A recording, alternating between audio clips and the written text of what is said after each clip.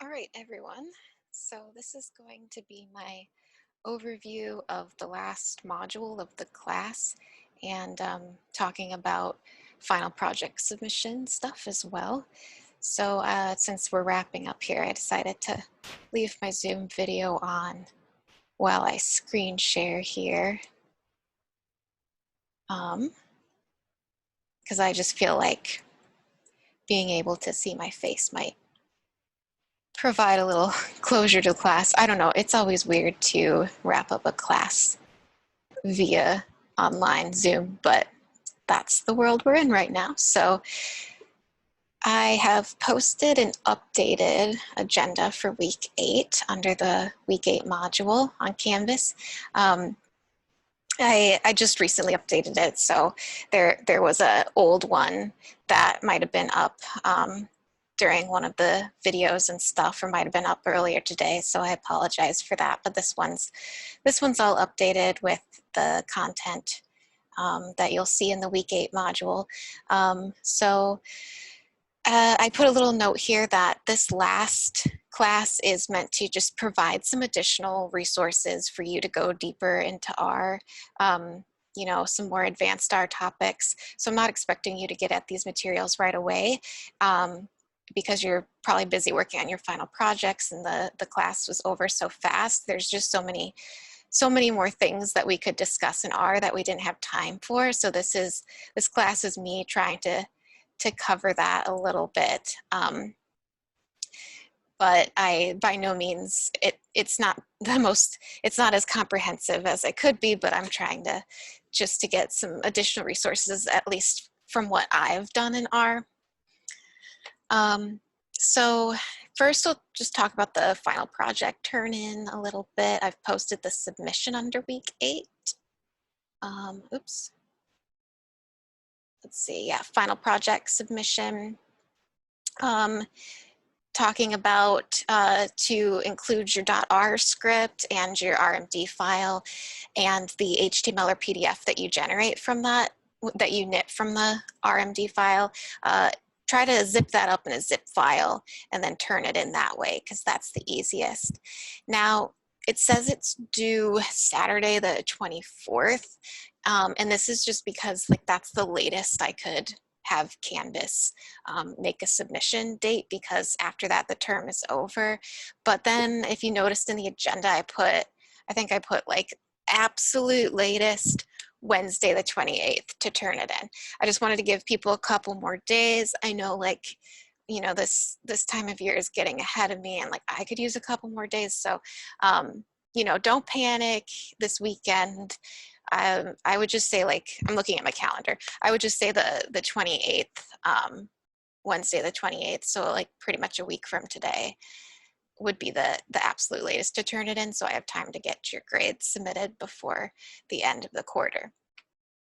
And then just because people have kind of asked, and you know, when they're trying to get started with their final project, kind of what it would look like, I did pull up from a previous year, one of the students' projects that they did, the HTML document that they made. So she has used some of those R Markdown resources to make that table of contents that was in the extra R Markdown resources. So it's a very nice document here, and I can actually click and go to her different visualizations that she's made. Each one of these is its own code chunk. And so she's done ggplot. She really enjoyed ggplot and has made 2 maps, the emerald ash borer trees. And then she used that 2D density plot that we looked at in ggplot when we were doing polymer penguins to kind of do those kernel densities around the points. And she mapped some of the biocontrol that was in the DNR data that you got. She did a histogram by year. And then she also made this really cool heat map that was grouping by year and by county that you can do in ggplot. That was really nice. And so she has some extra visualizations. You only need 3, but there's a couple more here. And oh, the references are very nice too. That's a nice touch. So that's just sort of an example output, a really good output that someone had. And it's very visually appealing too and tells a nice story. So that's kind of what we're aiming for here as we wrap up the final project. And I'm going to go back to get back into the course module here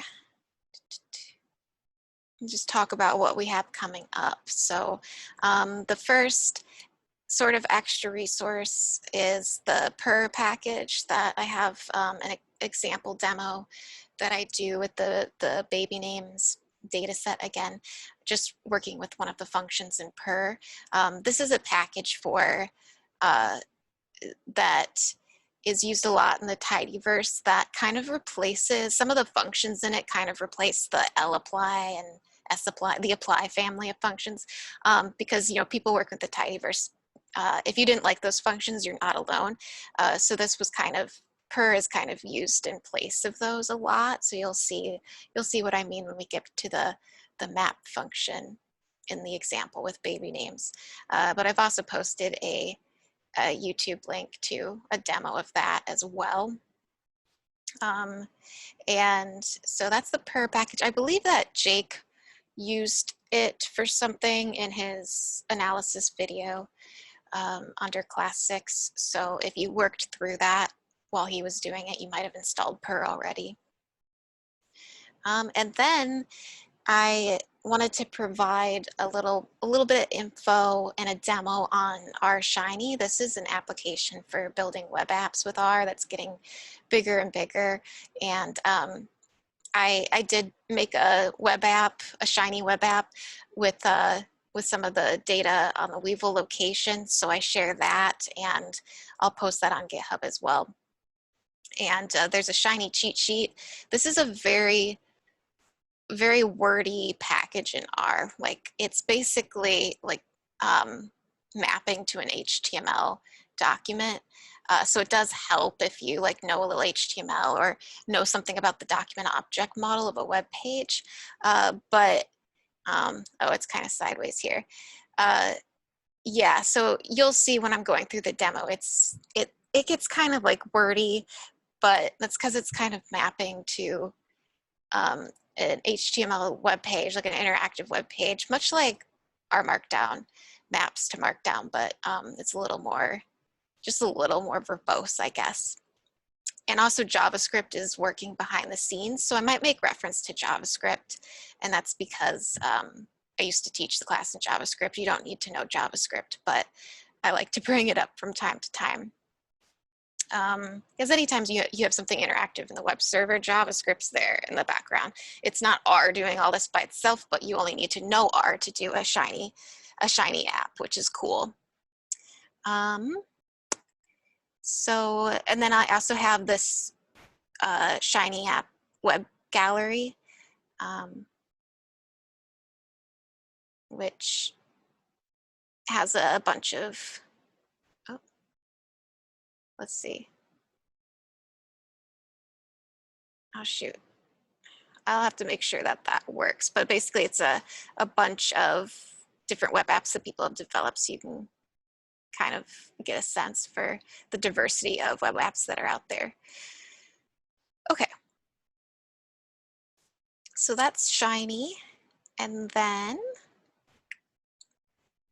I did provide some resources on working with databases in R and SQL and relational databases and stuff. Now, I don't really go into this area, and that's why I said like it's really hard for me to make this comprehensive of every single aspect you could go into with R, because like I don't work in every corner of it. So that's SQL databases is one of those things where I don't have access to like a relational database in my work. Our data is not that extensive, but I did still want to try and provide as many resources like as I could. So I've got a bunch of different packages for working with databases, both relational and non-relational. And then I have an example of R script here that I did for a class a while ago, and this was with a bee researcher who was teaching it that had a relational database of with a bunch of different specimens that they collected, a bunch of different pollinator specimens. So, you know, I don't have like a really good memory of working with this. I think it was mariadb was the type of database we were working with. I don't have a super great memory of this project, but I did take good notes. I had good comments in it. So that's like my little plug for including comments and stuff. So I'm going to include this R script on GitHub in case anyone's interested. Our mariadb is like an open source version of the MySQL database manager system, if you've ever worked with that. And basically it's like allowing you to use R to interact with a database, connect to a database, and then do SQL queries like by passing through these strings in this db get query function stuff. And so, and then do table joins and stuff like that and selects. So I just wanted to give an example in case, you know, you're wondering what the next steps are for working with databases in R. So I will post that on GitHub. Or wait, no, I have it posted. Yeah, I just posted it right here. So probably good enough right there. And let's see. Oh, and I wanted to note that there's in the dplyr cheat sheet, if you've noticed, there's this section on combining data that treats here, combining data. That kind of, we've done some of these joins when I was doing that example with the Weevil length and width data, but this kind of treats the data frames as if they were tables. It's not a true like relational database, but it functions similarly. So just sort of pointing that out, that it's mimicking that. And that's one way to kind of treat data frames as tables in R. So that's why that resource is there.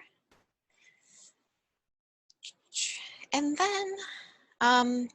then finally, I talk about R versus Python. Now, I think I mentioned when I'm doing like a little Python demo, I just pull up my computer's terminal and I mentioned that Macs all have Python installed. Very recently that changed.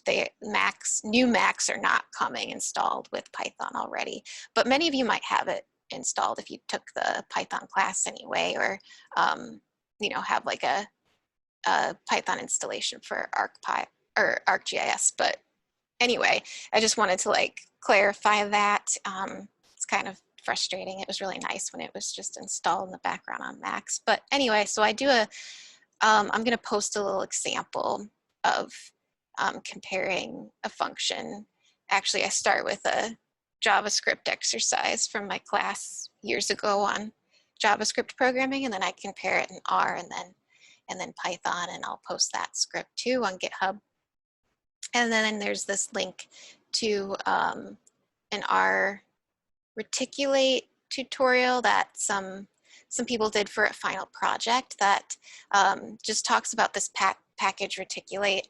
And that's the package I mentioned that you can like open up a Python environment in R and run some Python code and analysis. So there's an example of that there. Oh, and I think there's a cheat sheet for reticulate too that I should post. I find it a little bit difficult to work with, but it's getting better. But I just wanted to like provide, and then I have this slide that I go through. Kind of the video I post here is a little bit lengthy, a little bit boring, I have to admit. But a lot of people have asked me about the differences between R and Python and which one I like would recommend as a data science language. And so I sort of go into this topic at length with these slides comparing them. So if you are kind of one of the people that was interested in that, it might be something you want to watch, but it's not required. So, all of this stuff is kind of optional material to explore as you move forward in your R journey. So I think that's it as far as an overview for the class. Those videos should all be posted up later today, and later I'll get the GitHub, the scripts posted to the GitHub as well. So, yep. And if I think of anything else, I'll have to make another overview video. But yeah, this might be me signing off for now, unless I see you in an additional meeting. But yeah, just note that I did want to give people a little bit more time on the final project to get that in. And it is listed as the 24th under the assignment submission because I had to. But yeah, if you have some questions toward the beginning of next week that you need to ask me, that's fine, because I do have a conference going on this week and some stuff going on at the end of the week. So I just wanted to give people a little bit more time to get their questions answered and stuff from me. All right, that's all for now. I'm gonna stop my share, sign off.